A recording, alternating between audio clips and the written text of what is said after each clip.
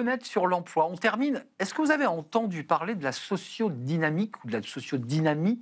Peut-être pas. On va tout vous expliquer dans quelques instants et j'accueille justement Sylvane Casademont. Bonjour Sylvane. Bonjour. Ravi de vous accueillir. Vous êtes directrice honoraire de l'IHEST, de l'Institut des hautes études en sciences et en haute technologie. Mais on va parler avec vous parce que vous êtes administratrice de l'Institut de la sociodynamique. Alors, on s'est dit, tiens, la sociodynamique, qu'est-ce que c'est que donc?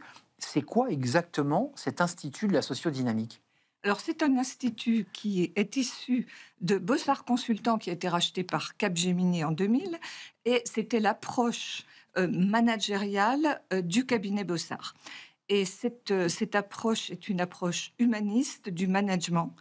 L'idée est que la performance, elle vient des humains et que si les humains sont mobilisés, convaincus, eh bien alors ils seront plus performants. Alors c'est intéressant ce que vous nous dites parce que c'est un grand sujet autour des managers où on dit écoutez, il ne faut pas qu'ils gèrent des tableaux Excel et des KPI, il faut qu'ils gèrent des humains et qu'ils soient au centre. On en a parlé au début de notre émission. Totalement. C'est exactement de ça dont il est question. On est absolument dans cette mouvance-là. Et l'intérêt de la sociodynamique, c'est aussi de voir quel est l'environnement d'une entreprise et pas seulement l'interne. La sociodynamique est en fait une dialectique entre les contraires. Synergie, antagonisme, dedans, dehors, un et multiple. Donc l'idée est que le mouvement naît de la conciliation ou de la non-conciliation avec des contraires. Pour reprendre le mot du Premier ministre, c'est une forme de compromis permanent, en fait, de manager. Alors, ça peut être un compromis, mais ça peut être aussi un consensus d'un côté, ou un dissensus et une négociation, ou une imposition aussi. On a plusieurs modèles. Ce qui est intéressant, c'est que le monde évolue à grande vitesse. On parle de l'IA, on parle de la transition écologique. C'est un des thèmes de la 5e édition, puisque tout au long de l'année, petit déjeuner, formation et moments de rencontre, de partage, j'imagine. Totalement, oui. 5e édition, baptisée, alors je trouve ça très très beau, c'est presque philosophique, lucidité, audace, créativité. C'est formidable.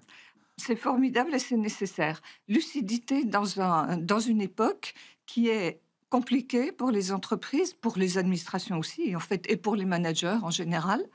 Et pour les êtres humains tout court. Et pour les êtres humains tout court. Mais c'est vrai que puisqu'on s'intéresse au management, l'idée est que le manager ne peut pas être comptable du contexte général et on ne peut pas faire porter aujourd'hui au manager toute la responsabilité de ce qui se passe. Et ça n'est pas que la faute du manager si les équipes sont moins motivées, ont moins envie d'entrer dans les entreprises, ont moins envie de travailler. Donc, il faut aussi élargir l'approche et voir quel est le contexte général. Et c'est ça que nous essayons de faire dans le campus 2025 en étudiant en investiguant lucidement 3 transitions. La transition écologique, et Dieu sait si les entreprises sont en plein dedans et beaucoup plus qu'on ne le dit. La transition numérique, alors là, je n'ai pas besoin de commenter, l'IA. Et la transition géopolitique, je crois que ça se passe aussi de commentaires. Et je pense que le président des États-Unis, quand il change les règles commerciales, change assez directement les approches que l'on peut avoir du marché et de la manière de se positionner. Le message que vous envoyez à ceux qui sont présents et qui participent à cette 5e édition, ce sont quoi? Des managers? Ce sont des dirigeants? Vous partez du principe que la méthode Bossard doit d'abord irradier le plus haut sommet de l'entreprise. Comment vous voyez cela? Alors, partout.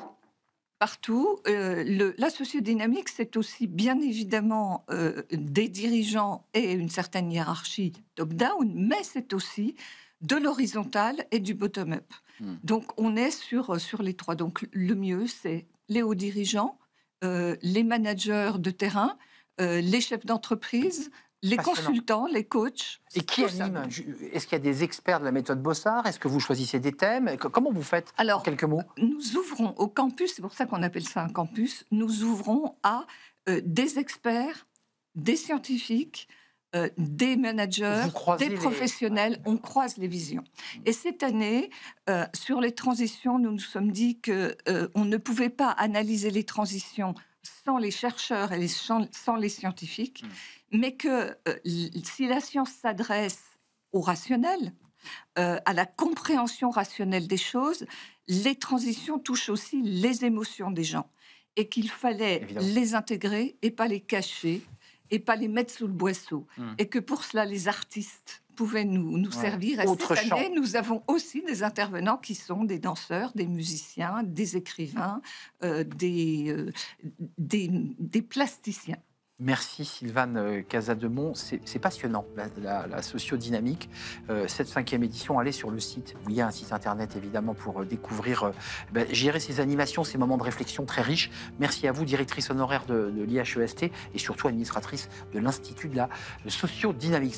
Si je peux juste dire, inscrivez-vous encore, vous pouvez le faire jusqu'à samedi matin. Voilà, il reste de la place sur le site de l'Institut sociodynamique. Tout est dit. Merci Sylvane, merci à vous, merci à toute l'équipe, merci à Charles à la réalisation, merci à Paul au son et merci à Nicolas Juchat évidemment, merci à vous pour votre fidélité. Je vous dis à très très bientôt. Bye bye.